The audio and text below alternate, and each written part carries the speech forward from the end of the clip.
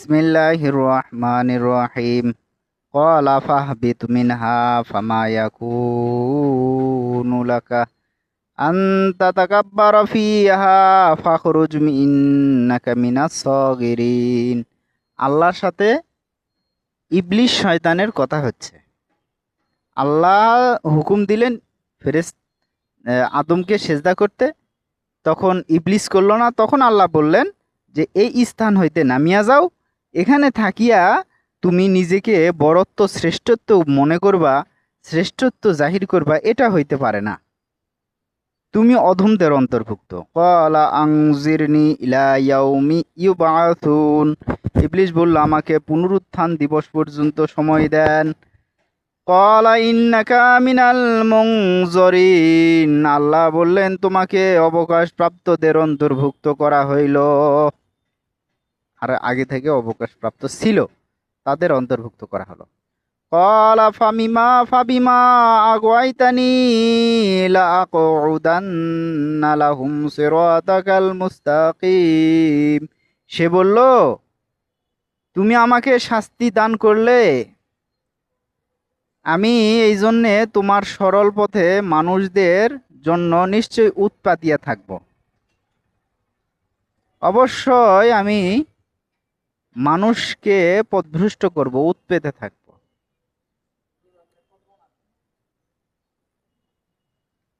আল্লাহ আল্লাহর সে গজব প্রাপ্ত, এরপরেও তার কথা আল্লাহ কবুল করলেন। হিসাব করা যায়। ক্বালা ফাবিমা আগওয়াইতানি। আমি তোমাকে শাস্তি দান করিলে, তুমি আমাকে শাস্তি দান করিলে। আল্লাহর সাথে বাদানুবাদ করতেছে। আস্তাগফিরুল্লাহ, আস্তাগফিরুল্লাহ। আল্লাহর হুকুম মানলো না, নিজেকে শ্রেষ্ঠত্ব করলো, আবার বলতেছে আপনি আমাকে শাস্তি দিলেন। আল্লাহর কসম করে বলতেছি এটা শয়তানি স্বভাব। আল্লাহর কসম করে বলতেছি এটা শয়তানি স্বভাব। সে নিজে অন্যায় করলো, নিজের উপরে আবার দোষ নিচ্ছে না। আল্লাহু আকবার। আমি বারবার বলেছি, কোরআন পড়ে কেউ শোনাবে না আপনি। এই পৃথিবীর কোরআনের ধারাবাহিক কেউ আপনি পড়ে পড়ে শোনাবে না।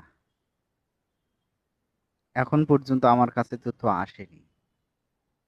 কোরআনটা যদি কেউ পড়ে শুনাইতো কোনো দল, ওর সিলকে চামড়ি গিলা টিলা কলজা বের হয়ে যাইতো। কেউ যদি করবা যায়, ওর গিলা টিলা বের হয়ে যাবে, ওর অস্তিত্ব বিলীন হয়ে যাবে। কোনো দল যদি করবা যায়, কোরআনের ধারাবাহিক অর্থ পড়ে শোনাবা যায় তার অনুসারীদের, করবে না। কিছু আয়াত নিয়ে ওই আলাদা হয়ে একটা মতবাদ তৈরি করে একটা মানুষকে ডাকতেছে। হিসাব করা যায়।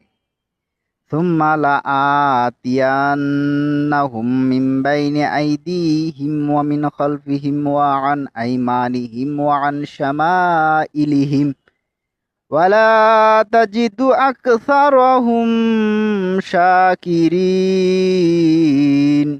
অতএব আমি তাদের নিকট আসব, তাদের সামনে হইতে, পিছনে হইতে, ডানে হইতে, বামে হইতে, তুমি তাদের অধিকাংশকেই কৃতজ্ঞ পাইবে না। শয়তানের কাজ কি ব্যাখ্যা করা লাগবে? আপনি তো মুফাসসির, অনুমান কইরা কি আল্লাহর কথার ব্যাখ্যা করা যাবে? আপনি ব্যাখ্যা করেন দেখি।